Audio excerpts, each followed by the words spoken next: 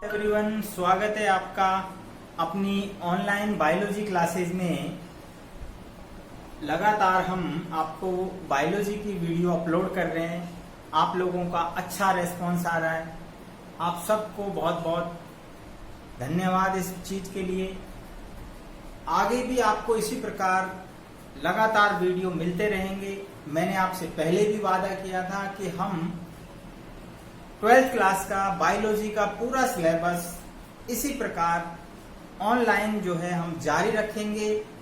और आज की वीडियो जो है इसी संदर्भ में जो हमारी मानव में युग्मक जनन गैमेटोजेनेसिस इन ह्यूमन के अंदर आज हम 5वां पार्ट लेकर आए हैं। इससे पहली वाली वीडियोस में हमने गैमेटोजेनेसिस क्या होता है, गैमेटोजेनेसिस कितने प्रकार का है, स्पर्मेटोजेनेसिस, oogenesis, स्पर्मेटोजेनेसिस किस प्रकार होता है, इसी प्रकार oogenesis किस प्रकार से और कहाँ संपन्न होता है, ये सारा हम पढ़ चुके हैं। आज की वीडियो में हम मानव में या हम कहें स्तनियों में जो परिपक्व अंडाणु होता है उसकी स्ट्रक्चर क्या है, अर्थात फीमेल गैमेट ओवम की स्ट्रक्चर क्या होती है, इसका भी क्वेश्चंस बोर्ड में पूछा जाता है। साथ ही साथ नीट एग्जाम में यहाँ से काफी क्वेश्चंस जो है पूछे जाते हैं। डायरेक्ट डायग्राम के बेस पर भी क्वेश्चन बनाए जाते हैं। किस प्रकार डायग्राम के अंदर कौन कौन से जो है लेयर्स एग के अंदर पाई जाती हैं, ये महत्वपूर्ण होता है। तो शुरुआत करते हैं। स्तनधारियों का अंडा अर्थात मेमेलियंस ओवम क्या होता है। तो ध्यान रखना, स्तनियों का जो अंडा है वो अपीतकी और सूक्ष्म पीतकी होता है। अपीतकी और सूक्ष्म आकार का होता है। अपीतकी अर्थात एलेसिथल, अर्थात इसमें पीतक की मात्रा नहीं होती है, ना के बराबर है, इसलिए विशेषज्ञों ने इसे अपीतकी नाम दिया। क्योंकि हम जानते हैं मेमेलियंस में जो भ्रूण का परिवर्धन है उसके लिए पीतक की आवश्यकता नहीं होती, क्योंकि वो प्लेसेंटा के द्वारा माँ के यूट्रस से जुड़ा रहता है और वहीं से उसको सारा भोजन मिलता है। आकार बहुत छोटा होता है, लगभग 100 से 150 माइक्रोमीटर व्यास का जो है एक अंडाणु होता है। अंडाशय से जब ये मुक्त होता है, हम जानते हैं अंडाणु का निर्माण अंडाशय में होता है। अंडाशय से मुक्त होते समय ये अपरिपक्व होता है, अर्थात ये पूर्ण रूप से परिपक्व नहीं होता है। और ये जब अंडाशय से निकलता है, अर्थात अंडोत्सर्ग जिसको हम ओवुलेशन कहते हैं, ओवुलेशन के समय ये सेकेंडरी oocyte अवस्था में होता है। ये बहुत इंपॉर्टेंट जो है पॉइंट्स है, स्टूडेंट्स को ध्यान रखना है कि जब अंडाशय अंडोत्सर्ग के समय अंडाशय से बाहर निकलता है तो कौन सी अवस्था होती है, दैट इज सेकेंडरी oocytes, यानी वो द्वितीयक oocyte अवस्था में यानी बाहर त्यागा जाता है और अंडवाहिनियों में पहुंच जाता है। आगे का जो डिवीजन है वो उसमें बाद में होता है।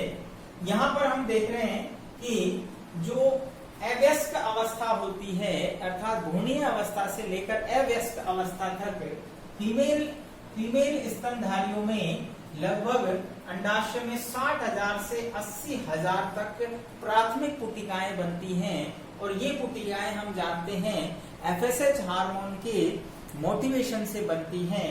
लगातार पुटिकाएं बनती रहती हैं। ये पुटिकाएं आगे चलकर सेकेंडरी अर्थात द्वितीयक पुटिका बनाती है। द्वितीयक पुटिका के चारों ओर हम जानते हैं प्राथमिक पुटिकाओं का आवरण होता है।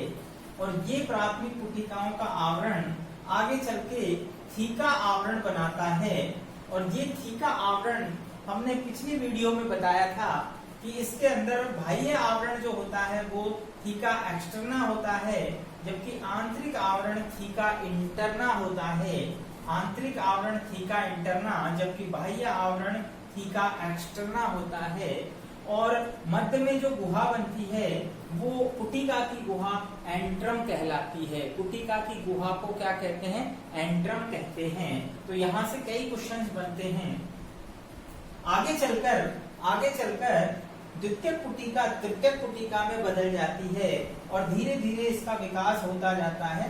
तृतीयक पुटिका जो है फर्स्ट मियोसिस, ध्यान रखना यहां से इसमें फर्स्ट मियोसिस होता है और यहाँ फर्स्ट मियोसिस जिसे हम परिपक्व विभाजन फर्स्ट कहते हैं और उसके बाद ये परिपक्व पुटिका जिसे ग्राफियन पुटिका कहते हैं उसमें बदल जाती है।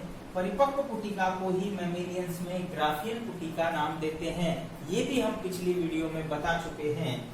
इसके बाद हम देखते हैं कि यहाँ पर जो विभाजन होता है उसमें एक छोटी सेल बनती है जिसे ध्रुवीयकार प्रथम या फर्स्ट पोलर बॉडीज होती है, जबकि एक बड़ी कोशिका होती है जिसे हम ग्राफियन पुटिका कहते हैं, दैट इज मैच्योर्ड पुटिका। और मानव में मैच्योर्ड पुटिका को ही ग्राफियन पुटी कहते हैं।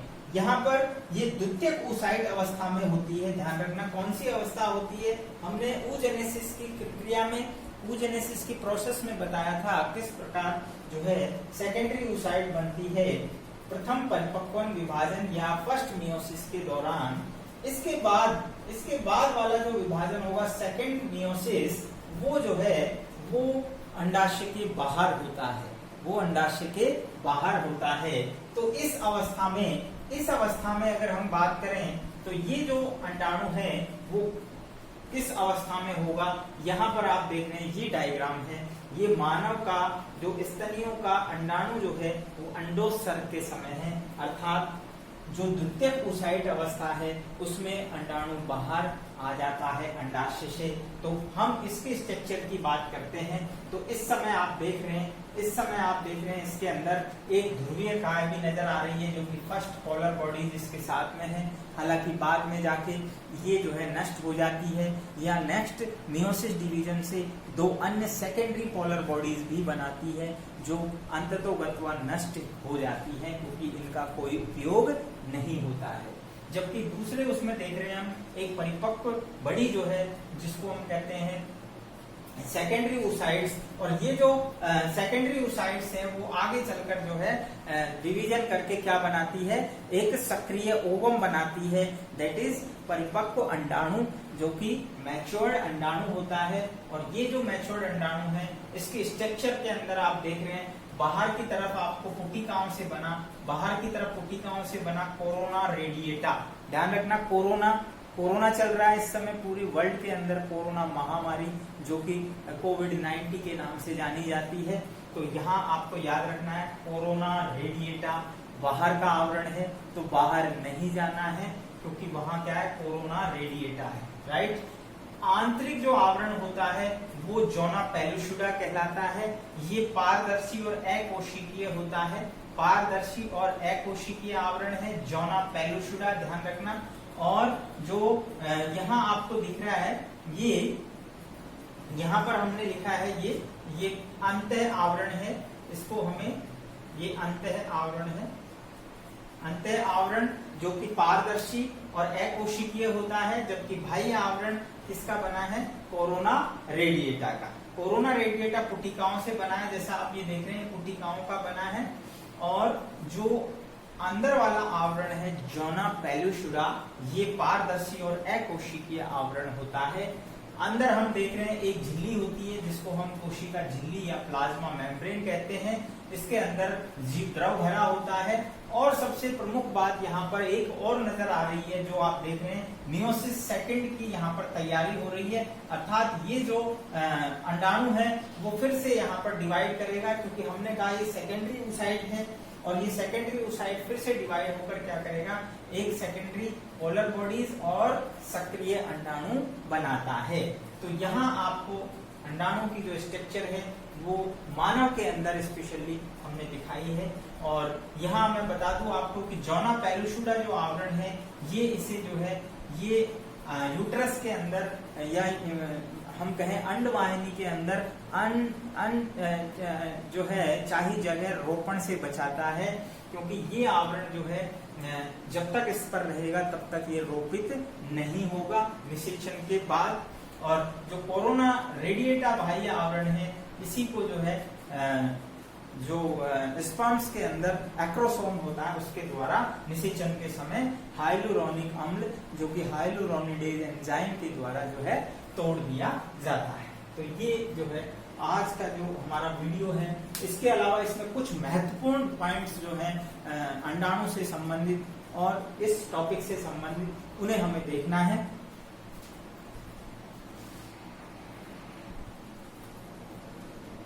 तो कुछ महत्वपूर्ण पॉइंट्स हैं जिन्हें हम डिस्कस कर लेते हैं। युग्मक जनन के मुख्य बिंदु, इंपॉर्टेंट पॉइंट्स फॉर गैमेटोजेनेसिस। तो गैमेटोजेनेसिस की जो प्रक्रिया है वो लगभग हमने कंप्लीट पढ़ ली है। कुछ महत्वपूर्ण पॉइंट्स हैं जिन्हें हमें याद रखना है। तो जैसे पहला पॉइंट यहाँ पर हम देख रहे हैं, शुक्र जनन स्पर्मेटोजेनेसिस की क्रिया वो लगभग 2.5 महीने में पूर्ण होती है। यह हमने पिछली वीडियो में आपको बताया था, ध्यान हो तो 74 दिन अर्थात 74 डेज में कंप्लीट हो जाती है। जिन्होंने पिछली वीडियो नहीं देखी है वो पिछली वीडियो जरूर देखें। नेक्स्ट पॉइंट है अंड जनन की क्रिया, जबकि अंड जनन की जो क्रिया है वो 15 दिन में पूर्ण होती है। वो प्रोसेस 15 डेज में कंप्लीट होती है। पुरुषों में, पुरुष जननांगों में शुक्राणु लगभग 3 दिन जीवित रहते हैं। हमने पहले ये भी बताया था आपको कि स्पर्म्स जो है बनने के बाद वो लगभग 48 घंटे तक जो पुरुषों के जननांग है अर्थात जेनाइटल ऑर्गन्स जो है उसमें वो जीवित रह पाते हैं। उसके बाद वो डेड हो जाते हैं। अगर उन्हें हमें लंबे समय तक रखना है तो उन्हें हम परिरक्षित रखते हैं सीमन बैंक में, या जिसे हम वीर्य बैंक कहते हैं, और वहां पर हम उसको अत्यधिक कम तापमान पर यानी क्रायो प्रिजर्वेशन में -196 डिग्री सेंटीग्रेड तापमान पर रखते हैं, जिसे हम जो है प्रिजर्वेटिव जो है स्पर्म्स कहते हैं, जिनके बारे में हम आगे चर्चा करेंगे। नेक्स्ट पॉइंट है, एक बार स्खलन में जो एजुकुलेशन होता है उसमें नर द्वारा लगभग 2 से 3 ml सीमन जो है वो स्खलित किया जाता है। ये पिछली वीडियो में बताया था। और इस सीमन के अंदर ध्यान रखना, इस सीमन के अंदर क्या होता है ये बताया था आपको। शुक्राशय और प्रोस्टेट ग्रंथि का स्राव होता है, शुक्र प्लाज्मा होता है, और इसके अंदर जो स्पर्म्स होते हैं वो लगभग 200 से 300 मिलियन शुक्राणु त्यागे जाते हैं। अर्थात एक बार के एजुकुलेशन में लगभग 2 से 3 ml सीमन और उसमें लगभग 200 से 300 मिलियन स्पर्म्स पाए जाते हैं उसके अंदर। इसमें से 60% जो होते हैं वो सामान्य आकार के होते हैं, जबकि 40% यानी 40% जो है तीव्र गतिशील होते हैं, वो ज्यादा एक्टिव होते हैं। और ये 40% ही एक्टिव जो है वो आगे यानी फीमेल जेनाइटल ट्रैक में यानी अंड वाहिनियों जिसे डिंब वाहिनियां कहते हैं वहां तक पहुंचकर ओवम को फर्टिलाइज करते हैं। मादा जननांगों में नेक्स्ट पॉइंट क्या कहता है, मादा जननांगों में स्खलन के बाद जो फीमेल जेनाइटल ट्रैक है उसमें स्खलन के बाद स्पर्म्स की जो जीवन अवधि है, जीवन काल है, वो लगभग 24 से 48 घंटे होता है। ठीक है, यानी स्खलन के बाद जो फीमेल जेनाइटल ट्रैक में स्पर्म जो है कितने समय तक रहेंगे, यानी 24 से 48 आवर तक जो है वो जीवित रह पाते हैं। इसके बाद डेड हो जाते हैं। अंडोत्सर्ग के बाद जो अंडा है वो लगभग 3 दिन तक जीवित रहता है। अंडाणु की बात करें, जो सक्रिय अंडाणु है वो भी लगभग 3 दिन तक जो है जीवित रह पाता है। फीमेल जेनाइटल ट्रैक के अंदर अंडाणु बनता है और बनने की जो प्रक्रिया है उसको हम अंडजनन कहते हैं। अंडजनन की जो क्रिया है वो स्त्रियों में हमने आपको बताया था कि एक निश्चित समय में प्रारंभ होती है, जिसे हम आगे पढ़ेंगे रज चक्र के द्वारा, और वो एक निश्चित एज में लगभग 11 से जो है 12 एज के अंदर स्टार्ट होता है। ये हार्मोनल चेंजेस के कारण कम ज्यादा यानी जो है इसमें वेरिएशन भी हो सकता है। तो लगभग 11 से 12 एज में स्टार्ट होता है, जिसे हम रजोदर्शन के द्वारा डिनोट करते हैं। जबकि 45 से 50 वर्ष की उम्र में ये जो प्रक्रिया है अंडजनन की प्रोसेस वो रुक जाती है, और इसी को हम मोनोपोज या जो है रजो निर्वृत्ति कहते हैं। इसके बाद नेक्स्ट पॉइंट जो है वो है एक रज चक्र में जो हम मेंस्ट्रुअल साइकिल पढ़ेंगे नेक्स्ट आगे के चैप्टर्स में, उसमें एक अंडाशय से, ध्यान रखना, एक अंडाशय से एक परिपक्व अंडाणु ही बनता है। एक रज चक्र में एक अंडाशय से एक ही परिपक्व अंडाणु बनता है, और वो भी एक बार में, क्योंकि प्रत्येक माह में एकांतरण क्रम में, ध्यान रखना, एकांतरण क्रम में अंडाशय से अंडाणु बनते हैं। इसका अर्थ क्या हुआ? अल्टरनेट क्रम का अर्थ ये है कि यदि मान लीजिए इस माह रज चक्र के दौरान लेफ्ट ओवरी से अंडाणु बाहर आया है, तो नेक्स्ट उसके अंदर मंथ में रज चक्र में राइट ओवरी से जो है अंडाणु बनकर बाहर आता है। तो ये अल्टरनेट चलता है, इसीलिए हम कहते हैं एक जो है ऋतुस्राव में केवल एक ही परिपक्व अंडाणु का निर्माण होता है। तो ये जो प्रोसेस है उसमें हमने बहुत सारे महत्वपूर्ण पॉइंट्स जो देखे, जो आपके नीट एग्जाम्स के लिए भी जो है इंपॉर्टेंट रहते हैं। तो मिलते हैं नेक्स्ट वीडियो में, देखते रहिए लगातार अपनी ऑनलाइन बायोलॉजी क्लासेस।